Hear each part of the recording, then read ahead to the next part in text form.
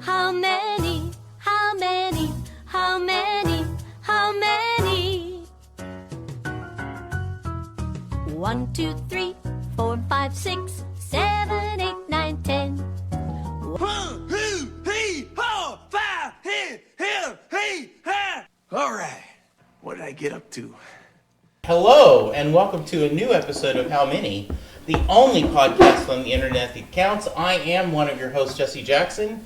Today we have Junior, Bob, Scott Matula.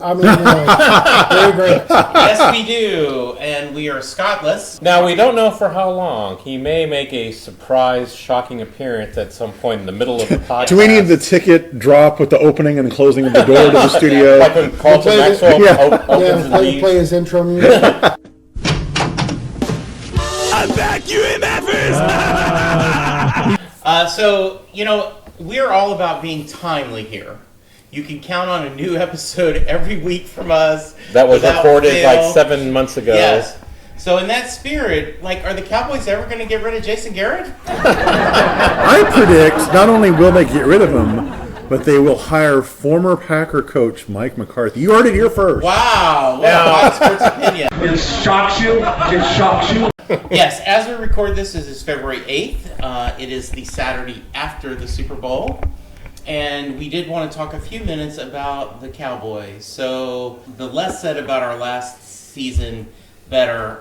Very disappointing season all the way around. I actually don't think of it that way. I feel this may have been the most productive season in the last 10 years because it actually brought about change that was probably warranted 5 years ago. That's a good way So to look we at it. finally got around Or more. to doing the one thing that would move this franchise forward. 5 years too late, but now we can actually turn the page and look forward to a brighter future. If Garrett was coming back next season, I would have the same hopelessness that I felt for the last 10 years. Funeral. So I think this is a good thing for us. I actually was planning on offing myself if they didn't fire me. Dang it! That rips yourself. Are you going to mohawk? You're going to put a mohawk on it? Well, I might have put a mohawk on it and then put a bullet in it. Full butt wire. So Bob, what are your thoughts? I like Junior's take because other than that, you can't really look at the season as anything but just a crushing disappointment. But he's right. I mean, it's one of those things where you finally got what you've been needing for a long time. Because up to now, 8-8 wasn't bad enough for Jerry to take action. And Steven, and it still actually bucked the trend because we didn't have a losing season, and yet we were forced. Our hand was forced to do something about it. I thought for sure Jerry was just going to stay the course. It's quite possible that Steven put Jerry in a headlock. I get your take on it. It just seems like another wasted season. And yes, already it's a successful off season because we've changed. But just when I look at football season, you just get the 16 games. Well, it was a wasted opportunity because the NFC East has never been worse. No. The NFC as a whole, there weren't really any unbeatable, transcendent. I mean, San Francisco was very good. There were a couple other good teams, but it was there for the taking. It wasn't like last year where the Rams were a juggernaut. It's always there for the taking, though. Yeah, that just is the way it is. You look at the Cowboys' wins in the 90s, and those were against stacked NFC Easts. So it makes no difference. What Chris and I were watching the NFC Championship game, he just looked over to me and said, we're not anywhere close to the 49ers. But I do think that if things click, we can be competitive. It's the defense. I disagree with that because I think we are. Yeah. I think the margin of error between 8-8 teams and 12-4 teams in the NFL period, but probably specifically this year in the NFC, is just not that great. You watch the games and you'll watch teams that finished 8-8 beating teams that finished 10-6 or 12-4 or whatever, and it's just little things. And for us to be as incredibly poorly coached as we were, or maybe as incredibly mediocre coached as we were, to be that and to still end up 8-8 with a realistic shot at 9-7 or 10-6, and you have to think there's no way you get there without just having straight up talent on the field. Bumbled your way to almost making the playoffs in spite of the fact that you get zero help from your coaching staff. I mean, just the different kicker alone, we were talking about this earlier, Yeah. could have put us in the playoffs Yeah, because very easily. This year they were terrible in one-score games. They were like 1-6, 1-7. Last year they couldn't win. They couldn't lose a one-score game. This year they couldn't win one. So a lot of that's kicking, a lot of that's coaching. Now, I, for one, will be sad not to see Maher line up anymore because I was really The enjoying the 60-yarders. 70-yard tries. Maher, nailing it from 63. Maher! That is one bad Maher. What? 63? Maher, Maher, Maher, talking about Maher, Maher. Anytime we cross midfield, Whoever we it were was field it range. Jake? I can't remember who it was on the ticket that said he was basically Happy Gilmore. That he had a one trick, he could just hit it really far, and that was it. You know, So he was kicking field goals with a hockey stick. Yeah. Yeah. It does seem like that one change happening sooner would have just might have saved Garrett's job, which I guess we're glad they didn't make the Right, change. right. But I think it's a symptom and a great example of why he needed to go. Know when to hold him, know when to fold him is a cliche, but the reality is, what is it the great Branch Rickey said, better to cut a player too soon than him too too long. late? Now, Jerry didn't do that, but at least eventually. And even the Garrett firing took way longer than it should. I wanted to bring that up. I don't read too much into that, though. They knew what they were doing, both with the firing and the hiring. They knew all along what they were going to do. They really only interviewed one guy. They knew who that guy was, and after you hear him talk about it after the fact, they basically said, over the years, we've gotten to know Mike McCarthy really well, and even Jason Garrett recommended him for the job. So the media speculation that Garrett was in there begging for his job and all that sort of stuff, that may or may not have any truth to it whatsoever, but it's irrelevant because it's not like they missed out on Ron Rivera and maybe they would have been interested. They knew what they wanted and they got what they wanted. It was odd that it was a 2-week process, another process that falls in the Garrett era. Well, we lost the game, but you have to understand that this is a process. It's a process that we go through. We're in the process of going 6-10 this year.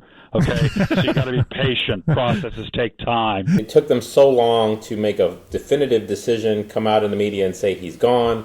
But it does make me think that there may have even been talks ahead of Garrett being gone with McCarthy since they moved on it so fast. That's the one thing. McCarthy was available immediately because he wasn't coaching anywhere. So they could have, if they knew that was the guy they wanted, they didn't need to wait as long as they did. Now, But, was yeah. it the football barn that sold them on this, on this the whole Peter thing? King Well, hanging out and with they him? had to do the Rooney Rule, so they had to Bring in yeah. Marvin Lewis? Yes. Before we move on to our new coach, I wanted y'all's take on Garrett's legacy. From my perspective, the legacy is going to be, and this is so sad, it's a process.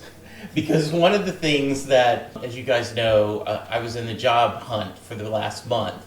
And, you know, I can't tell you how often Chris and Linda and I, like, when you'd get an email back saying, well, we looked at your resume, thank you anyway. We go, well, you know, it's a process. You know, we got to do things well. We have to, did we have a good day? Well. You have to stack. Stack days, good days on top of good days. So All three phases. In our house, I think that will be the long-term shtick that will live on forever. Any serious legacy or anything you guys want to share about that? Well, when we did the best coaches in DFW history, I'm pretty sure we were all a consensus no on whether he was a good coach in the Cowboys era. I'm always going to see him as the guy that wasted Romo's career, basically. Yeah. Well, and he started wasting Dax. Yeah, he's already got a head start on wasting Dax. Romo could have been a great quarterback under different circumstances. He was good as it was, but he could have been great under different circumstances. Now, how much better is he if he's not having to correct bad calls and fix things on the field that are getting messed up on the sideline?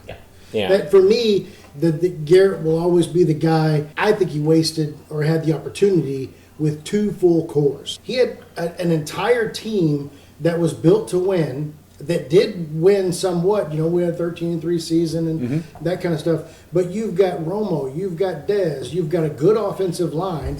You've got DeMarcus Ware. Jason Witten. You got Jason Witten in his prime. You've got all this talent, and you can't get it done. And somehow you survive that. And you get to the point where you've got Tyron Smith and Zeke and Dak and Cooper and still have Witten and all the DeMarcus Lawrence. You got all this talent, and every single year the players have changed.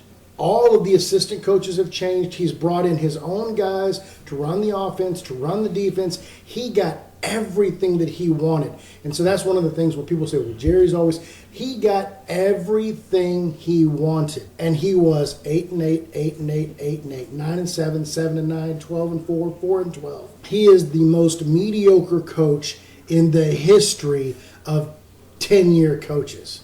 It's embarrassing that he made it 10 years as a Cowboys fan. Do you think he'll do well as the offensive coordinator for the Giants? He's not even the offensive coordinator for the Giants. Okay. The wide receiver coach that they hired as the head coach over him from the Patriots is going to run that Patriot system. I think he's there because he was a head coach in the NFL, and he can help the wide receiver coach adjust. I think that's why he's there. Okay. So name only, No, it's title not only. just tonight. It's the fact that he's been a head coach in the league, so he can make sure that the guy that's taken over, that's never been a head coach in the NFL, doesn't hit any bumps from an administrative and structure standpoint. Which I think is a good hire. Yeah, from that Because perspective. we were talking about for the long time, not to overspeak you, but when Jerry first was general manager, I think the complaint, we wish you'd hired someone that knew a little bit about the ins and outs of the NFL to help you. At this point, Jerry's been doing it long enough that Sure. Yeah, and to speak to that too, even on the Cowboys staff, we're all very happy that there are so many former head coaches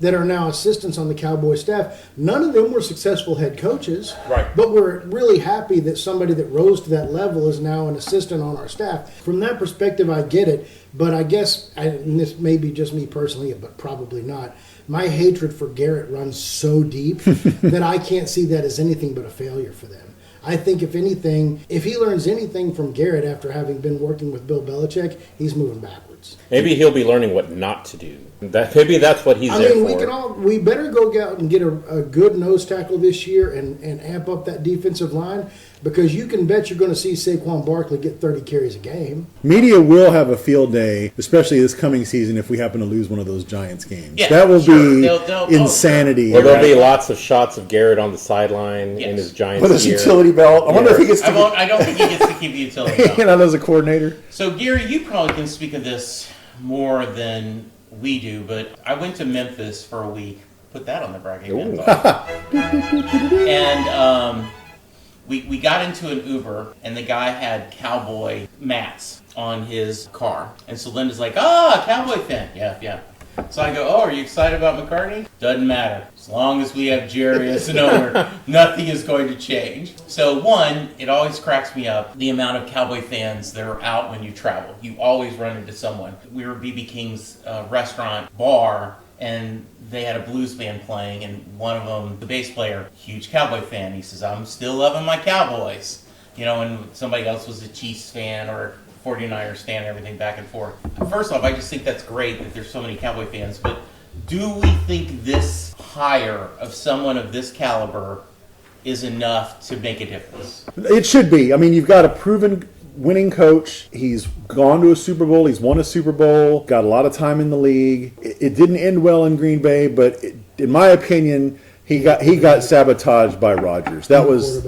I think it's not a sexy hire. Personality wise, he's not a huge uptick over Garrett. He's kind of a generic guy, but he knows what he's doing. He's got proven success. And I think the biggest key is going to be to see how he works with some of the existing, he's keeping Kellen Moore, and that all indications are he really likes Kellen Moore. He said he would have hired him if he had a job somewhere else. It'll be interesting to see how that dynamic works. Is it McCarthy going to really kind of dictate to Kellen Moore how he wants the offense to run, or is he going to be open to the input? But I think it's a good hire. Do you think that was lip service, him saying that he would hire Kellen Moore? I like to think just out on the street. No, I like to think. I'm with Bob. We're, at least from my perspective, we're tainted because Kellen Moore. They hired a backup quarterback. I mean, what's this guy done? And then we get that 3 games, like, oh, this is amazing, and then just mediocrity. I agree with Bob. You got to take him for his word. There is no reason to lie. He was able to change everyone on the that was the thing that stood out to me, is that McCarthy picked the whole rest of the staff. So the only thing I could think of, to your point, is if Jerry says, "Look, I'll let you go ahead and pick the whole staff, but you got to keep my boy here, old Buck Teeth McGee here." Is that your fake, Jerry? I mean, it's my triple, quadruple fake half. I like it. I like it. Gary, yeah, no. What do you think? Kind of along the lines of Bob, I know it's not a sexy hire. I even said during the interview process that if McCarthy was what they chose, I wasn't going to be upset about it because he's a good football coach. I wanted them to really seriously make a play at somebody like a Belichick or something like that. But one of the names that I always came up with was Sean Payton. Like, why can't we go get Sean Payton? I know he just signed the contract extension, but it's been a number of years where they probably could have made some sort of a play, even if it took draft picks or something like that to get him, and that would have been my choice. When they actually made the hire with McCarthy, there were a couple of people that tweeted out some stuff that I fully was not aware of, but they put all of their coaching accolades side by side. McCarthy and Sean Payton, they're the same guy. They have essentially the exact same record.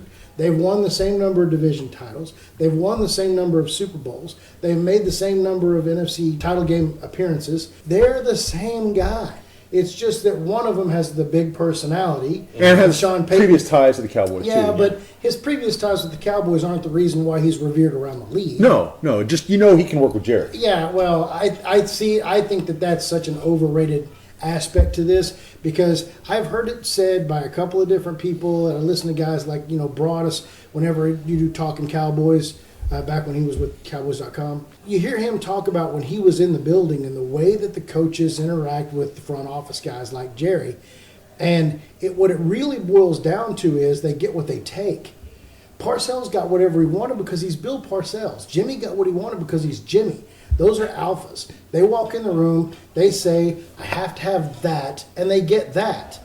Then you get guys like, whether it was Campo or whoever, Wade, and they come in there and they're happy to be there. So it's like, hey, these guys that you gave us, they're really good. No, they're really not. And you should be mad about that, and you should be demanding better or going and finding better and telling them that's what I want. You get what you take. Those guys were happy to be there. They weren't going to come in there and start rocking the boat and saying, fire that guy, I'm going to hire somebody different. They weren't going to make those kinds of changes.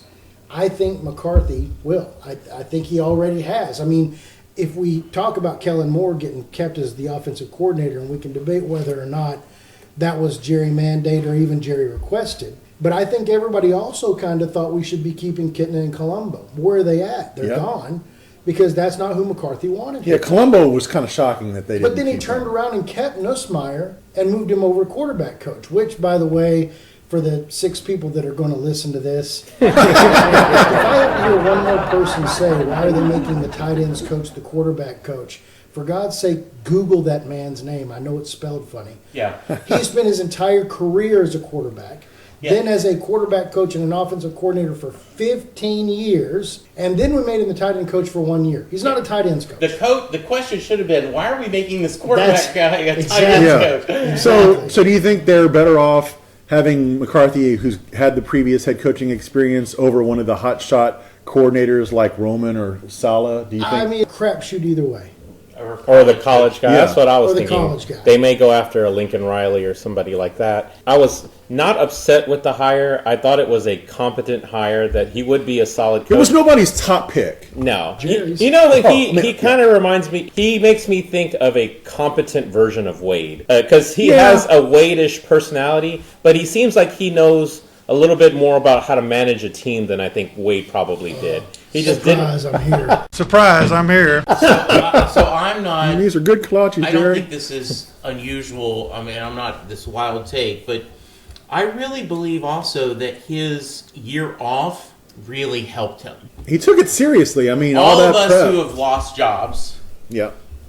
Looking at Bob and me, and you review what you did well and what you would do over. Did well. And to come by. Well. So I think that year of self-awareness is going to make him a stronger coach. Well, I think his biggest problem in Green Bay was he just rubbed the quarterback the wrong way. So what could he have done differently? The quarterback's family rubs the quarterback the wrong way. I mean, that's a good indication. Olivia Munn rubbed the quarterback the wrong way. For a while, it was the right way. I was going to say. Mum. So it seemed like it was more of a personality clash for him in Green Bay. So as long as he can get along with Dak, for as long as Dak is here, which we assume will be a long time, hopefully. Yeah, it doesn't seem like anybody doesn't get along with Dak. Then from an X's and O's standpoint, I haven't heard anybody have an issue with his actual game plans, his play calling. Now the Packer fans kind of turned on him. They made it seem like he was basically Garrett up there. Except for the fact that fans are stupid. Yes, And we are. if you don't need any more proof of that, then just go on Twitter or Facebook and read the Cowboys comments to know fans are stupid. And they're like that everywhere. I can tell you as I travel around all over the place and listen to sports radio in other places, they're dumb everywhere. Fans are just and dumb. it's the same thing with whether you're a fan of a TV show or a comic book. You can't win. Peter David, the writer, who's written just Larry's almost brother? anything. No, he talked about that. Fans want what you're not giving them, and then when you give them what you say they want, they immediately want something else. It is truly as what have you done for me lately, and it's what I think we should be doing, because obviously 60-year-old white guy, sitting in his cubicle, I know how to run a team. Yeah. So before we get off of the Cowboys topic, Whoa. Yes. what do we think is going to happen with Dak? Like right now, he's in contract negotiations. He had already been reported he's turned down a $33 million per year deal because he wanted more money. It's possible. on that. It's possible they're going to franchise him if they can't come to an agreement. A lot of stuff that I've read doesn't necessarily indicate that he wants more than the 33. It's that he wants the more on the guarantees. Yeah. Or a shorter contract. So it could be that the number is right. It's just the percentage of how much is guaranteed. Or versus number of not. years. Money or number of years. So there are a lot of factors that come into play there that I don't know that the 33 million average was the sticking point. It may be one of the other things. Yeah. Now, do you feel that he warrants that kind of contract? It would make him almost the highest paid quarterback. You've got to look at it in terms of market, It not doesn't on an matter. individual Right. basis. Lynn and I are going to go see the Eagles, and we got mediocre tickets for like $140 each. And she's like, "What? That much money?" I'm like, going That's right what it to is. see it. Yeah, And that's what it in is. sports, whatever seems like an overpay now is going to be a bargain before the end of the That's contract. true. I mean, when Garoppolo signed his deal, everybody gasped, and now everybody wants a quarterback for $28 million a year. But the truth is, has Brady ever been the highest paid quarterback in the NFL? No. You know why? Because every year somebody gets a bigger deal. Right now, you've got a guy out there, you got Russell Wilson or whoever it is that's the highest paid, that's over 30 million, it's 32, 33, whatever it is. You've got him out there making the most money. And maybe Dak is going to get more than that. But then immediately after that, Mahomes is going to get more than him, and Watson may even get more than him, depending on when the deal gets signed. But is Dak that nobody quality thinks- of quarterback? Yes, he is. Nobody thinks that Watson is better than Mahomes, and nobody thinks that maybe that Dak is better than one of these other guys. But the market just goes up, and that's just the way life works. 2 years from now, we're going to watch Baker Mayfield get more money than all of them. And nobody's going to think that makes Baker Mayfield the best quarterback in the NFL. Timing. I don't know about that. Yeah, he is. He made Manziel out before the end. But it's all about timing. It It doesn't is have to be timing, him. It can be Josh Allen. It can be any of the new quarterbacks. It could be Kyler Murray. It doesn't matter. Yeah. Insert the name. 2 years ago, the top quarterbacks that were drafted in the NFL that have been starting ever since, and the guys that are going to get drafted this year, Joe Burrow may be the first $50 million quarterback. And maybe he will be the best quarterback in the NFL by then. Or maybe he'll be like 5th or 6th best or 10th best. He's still going to make more money than everybody else that's taking snaps right now. All it comes down to is either you're a failed bit or you're not. It's not about how good you are as a quarterback. If they think they're keeping you, you're getting the Yeah, best. yeah. And the reality is, and this is going to come across as faint praise, if you have a good, competent quarterback, that is valuable. Yep. And I don't mean competent as can barely do it. It is Reliable. hard to be, it is hard to be a quarterback, and it is hard to be a leader. Everything we've seen that this guy listens, he's coachable, He seems to improve his game. Yeah, teammates rally love around him. him. I mean, he's Because Dak ultimately on those intangibles, he is up near the top of the league in terms of leadership.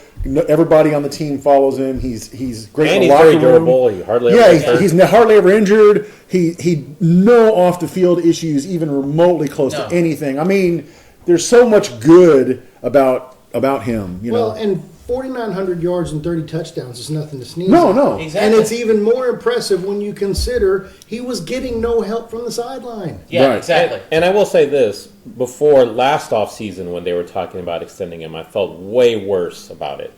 After this season and him throwing for that many yards, throwing that many touchdowns, I feel better about the deal than I did a year ago. Last year, during the offseason, it didn't really feel like he was a top-tier quarterback to me. But I think he made the jump. And just feelings, these are just feelings, and I know Gary will correct me, but when the Cowboys were behind, I felt, when Roma was there, there's a chance he's going to do an untimely pick. And that's a feeling. I'm not... It is. It's just and it's because not he's reality. had some big ones. Yes. He also had the most comebacks. Exactly. Yeah. But But you Dak... can't take those kinds of chances at the end of games and not have some picks. But Dak, I don't feel that way. Right, and and like I said, it's just a feeling. It isn't based on facts. Well, and it just would need a bigger body of work. And if you think of the big games he's played in, both regular season and then the playoff games he's been in, even though they lost the playoff games, he won one. I think he's 1-2, but he was really good in those games, especially that Packers game. They were going to get blown out. He brought them all the way back. I mean, so he's played well when it's been a big stage. All right. Okay, quick. I'm saying the Cowboys are just going to be 10-6 next season. I do think You've been overshooting a few years. Yeah, I've been overshooting, so I'm going 10-6, but they will squeak into the playoffs. I mean, a lot of it's going to be who we draft, who we pick up in free agency. I know all that just right now. You're putting your money. You're in Vegas and you're making a bet. I would probably go 10-6 right now too, but I don't know how good the rest of the division will be. I assume they're going to suck again, and it'll give us a good chance to win it. But a lot's going to depend on the offseason. Gary, Get your Michael Richards drop ready. 13-3. Shocks you? It shocks you? Shocks you? It shocks you? No, I could see that. The reason I say it's there's the rebound, right? You get a new coach, it's a little bit new offense. You'll probably have a couple of wins early because people aren't going to be quite sure what to expect from the offense or the defense, so they don't have a scouting report on you. There's a lot that goes into it, I think, just, especially having not seen any off-season yet. Yeah. But the simple fact of the matter is, I think, position by position, across the board, this team is going to be better coached than it was last year, and a hair's breadth away from 10-6 last year. Okay. Fair enough, Bob. I would be inclined to lean toward Gary's end of things if I knew the defense was going to get fixed, but that's such a big question mark at this point. So I'm going to hedge my bet and say I like Nolan. It's more of the personnel and who they fill in the gaps with, but I think 11-5. I'm going to hedge my bets and say 11-5. Okay. But they'll win the division. It's just that the Plus, as Spurs fans, you guys should understand every other year better than anybody. Yeah, that's true. Yeah, we had a nice run That's of true. odd year championships. And I guess the strength of schedule ought to be in our favor after going 8-8, right? Doesn't that help with the? Other than the fact that everybody else does the same thing we do. Yeah. Bad teams get better, good teams get worse. Yes, absolutely. Yeah. Well, very good. And then, of course, we will be back with our official predictions before the start of the season after we have a little more information. But for now, I am Jesse Jackson. You can find me on Twitter at Jesse Jackson TFW. Bob at Lukewarm Tallboy on Twitter. Funny story. Gary Grant at travel_cowboy on Twitter. And Junior, Mexican_Junior. You can leave us a message also on our YouTube channel, our Facebook page, lots of different ways to get a hold of us. Email howmanypodcasts@gmail.com. Good. Well, for now, let's go Cowboys.